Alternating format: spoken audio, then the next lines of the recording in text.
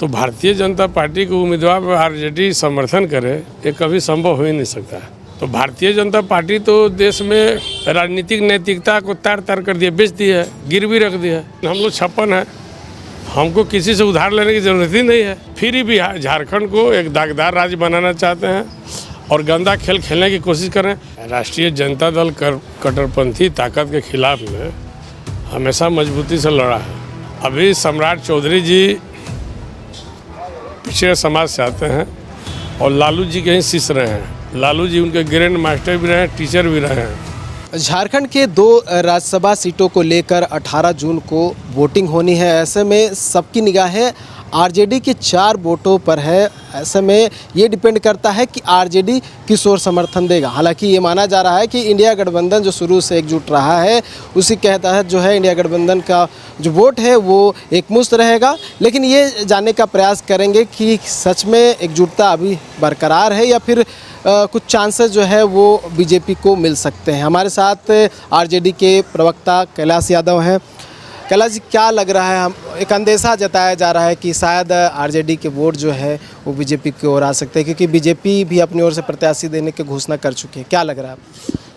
इसमें अंदेशा की कोई बात ही नहीं है। राष्ट्रीय जनता दल कट्टरपंथी ताकत के खिलाफ में हमेशा मजबूती से लड़ा है और हमारे नेता लालू प्रसाद यादव का इतिहास है सेकुलर वोट को एकत्रित करना, एकजुट करना और सेकुलरिज्म के लिए, धर्मनिरपेक्षता के लिए उन्होंने बहुत कुर्बानी दी है।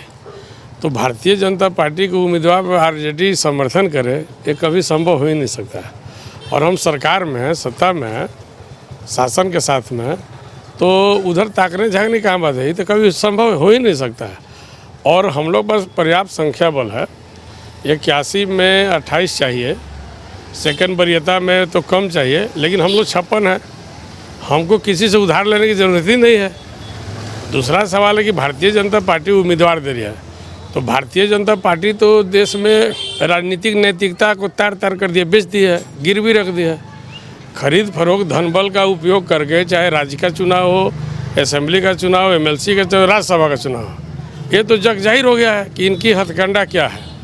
ये सारा चीज़ चाहते हैं कि अपने पास बटोर के रखें। जब आपके पास संख्या बल नहीं है तो आप बताइए कि किस संविधान, किस लोकतांत्रिक व्यवस्था के तहत आप जो है कैंडिडेट दे रहे हैं। ये तो सब लोग देख रहे हैं। आपकी संख्या 21 है, हमारी संख्या 56 है, 2 सीट है, दोनों जो है कि राजद इसके गठबंधन में हमको सीट मिला है। तो इसमें अगर आप उम्मीदवार दे रहे हैं तो इनकी मंशा स्पष्ट है। फिर भी झारखंड को एक दागदार राज्य बनाना चाहते हैं और गंदा खेल खेलने की कोशिश कर रहे हैं। लेकिन इनकी मंसूबे पर हम लोग पानी फेरने का काम करेगा। यहाँ का शासन और प्रशासन पैनी नज़र बनाए हुए है। इनके हथकंडे को जो है कि हम लोग सफल नहीं होने देंगे। पटना में राबड़ी देवी का आवास खाली करने का निर्देश दे दिया गया है, क्या उसका दबाव उसमें देखने को मिल सकता है? उसका असर कुछ हो सकता है? अरे ये सब बचकाना बात है। अभी सम्राट चौधरी जी पिछड़े समाज से आते हैं और लालू जी के ही शिष्य रहे हैं। लालू जी उनके ग्रैंड मास्टर भी रहे हैं, टीचर भी रहे हैं। तो वो जो काम कर रहे हैं अशोभनीय है और बहुत हल्के स्तर का काम कर रहे हैं। एक मुख्यमंत्री को एक बंगले पर जवाब देना, बयान देना, कहीं से किसी राज्य के मुख्यमंत्री के लिए शोभनीय बयान नहीं है।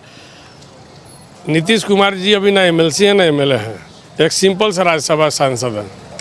उनको दिल्ली में जो है कि लोटियन जोन में मकान दिया गया, जो नेता विरोधी दल कैबिनेट स्तर के लोगों को मिलता है। आप तो वहाँ मिनिस्टर भी नहीं हैं, आपको वहाँ सम्मानित करके मकान दिया गया। बिहार में लालू जी के राबड़ी आवास के बगल में 10 नंबर राबड़ी जी का है, 7 नंबर, सुन लीजिए, 7 नंबर उनको मकान मिला।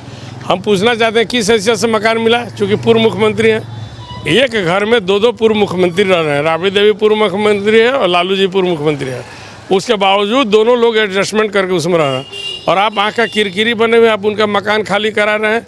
तो आपको तो बताना पड़ेगा कि किस तौर तरीके, किस संविधान के तहत खाली। कुछ दबाव है, दबाव है इसका? क्या चीज़ का दबाव है? लालू जी बड़े बड़े लोहा उठाए हैं, क्या चीज़ का दबाव है? कोर्ट कचहरी समाज के लिए उन्होंने अपने आप को गिरवी कर दिया। एकजुटता के लिए, धर्मनिरपेक्षता के लिए, मजबूती के लिए अपने आप को कुर्बानी किया, त्याग दिया, चाहे बिहार हो, झारखंड हो, देश हो। तो राष्ट्रीय जनता हमेशा त्याग की राजनीति की है।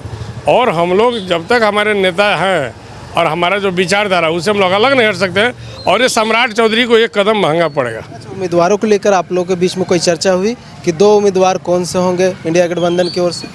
देखिए, हम तीसरे नंबर की पार्टी है झारखंड में और हम अच्छा, तो सबको मैं बता दे रहा हूँ, और हमारा भी आकांक्षा, हमारा भी सोचा कि हमारा भी पार्टी का कोई प्रतिनिधि खड़ा हो, राज्यसभा में एक उम्मीदवार बने। लेकिन हम जानते हैं कि लिमिटेड सीट है और लिमिटेड सीट में संख्या बल की लड़ाई होती है। राष्ट्रीय जनता दल अपेक्षाकृत है, हम चाहते हैं कि हमको भी सम्मान मिले और राज्यसभा का चुनाव है तो राज्यसभा चुनाव के साथ साथ हर चीज़ में सम्मान मिलना चाहिए। सरकार के पास बहुत सी ऐसी सुविधाएं ही व्यवस्था है जहाँ राजद नहीं है, चाहे बोर्ड हो, निगम हो, आयोग हो, मेंबर के बाद हो, विसूत्री का मामला, हम लोग कभी मांगे नहीं, हम लोग मांगते नहीं हैं। हमारा नेता का दिल बहुत बड़ा है और हम लोग मांगते नहीं हैं। हम साथ में, हम आपके भाई हैं, परिवार हैं, मैंने सरकार में, तो उस हैसियत से जो इसके मुखिया है, नेतृत्व करते हैं, उनको स्वयं सोचना है कि हमको राष्ट्रीय जनता दल के लिए क्या करना है। तो अभी तो शुरुआत, मतलब इनडायरेक्टली मांग रहे हैं। अब आई आपकी नज़र, आपका सोच है, लेकिन जब पार्टी में है, संगठन में है, परिवार में, तो हमको भी तो कुछ होना चाहिए ना। हमारा भी तो अधिकार है। हम आपके साथ में महागठबंधन की सरकार बनाने में, वोटों को एकत्रित करने में राजद ने बहुत कुर्बानी किया है और हम लोग बेसिकली दलित, पिछड़े, अल्पसंख्यक समाज की, आदिवासी समाज, वंचित समाज की राजनीति करते हैं, तो हमारा वोट बैंक बहुत बड़ा है। अभी जो चर्चा चल रही है, कई लोगों के नाम आ रहे हैं, आप लोगों से कुछ चर्चा हुई कि कौन से नाम जाने चाहिए? अब समय आने पर इसका खुलासा हो जाएगा। आप लोगों को अभी कोई जानकारी? समय आने पर खुलासा हो जाएगा। अभी तो एक छोटे दल भी सीपीआई है, 2 एमएलए, वो भी अपना मांग कर रहा है। मेरे कहने का मतलब है कि लोगों की आकांक्षा, हमारी भी आकांक्षा है कि हमारे पार्टी से कोई राज्यसभा जाए। हम चूँकि सत्ता सरकार में है तो हमको भी तो किसी चीज़, बड़े चीज़ में हमको अवसर मिलना चाहिए। आपके विधायक मजबूत है, कोई इधर से उधर नहीं जाता? उसमें तो कहीं कोई दाग। हमारे विधायक राजा दशरथ के 4 पुत्रों की तरह है। इतिहास रहा है झारखंड का, और इतिहास आरजेडी का बिकने का कभी नहीं रहा है। विधायकों का कह रहे हैं। विधायकों का आरजेडी उसमें नहीं है। आरजेडी तो जोड़ने की काम करती है, तोड़ने की काम नहीं करती है। और खरीद फरोख्त में आरजेडी भरोसा विश्वास नहीं करती है, क्योंकि हम लोग नीचे दबे कुचले परिवार से निकले हुए पार्टी है और हम लोग उसको, हम लोग राजहित में, जनहित में और समृद्ध विकास के हित में जो भी निर्णय होगा राष्ट्रीय, लेकिन हमारा जो नेतृत्व का आदेश होगा हम उसका पालन करेंगे। का जो आदेश होगा उसका पालन करेंगे और जितने भी विधायक हैं वो एकजुट हैं, इधर से उधर नहीं जाएंगे। और कोई इतिहास भी आरजेडी का नहीं रहा है, लेकिन देखने वाली बात होगी कि जब 18 तारीख को वोटिंग होती है तो क्या कुछ निकलकर सामने आता है। लेकिन आरजेडी भी अपनी ओर से एक तरह से दावेदारी पेश कर रहा है कि उसके भी एक प्रत्याशी होने चाहिए। देखने वाली बात होगी कि इंडिया गठबंधन के बाद क्या निर्णय लिया जाता है और कौन ऐसे 2 प्रत्याशी हैं जिनका नाम ऐलान किया जाता है। न्यूज़ 11 भारत के लिए कैमरा कौशल के साथ नीरज कुमार, रांची।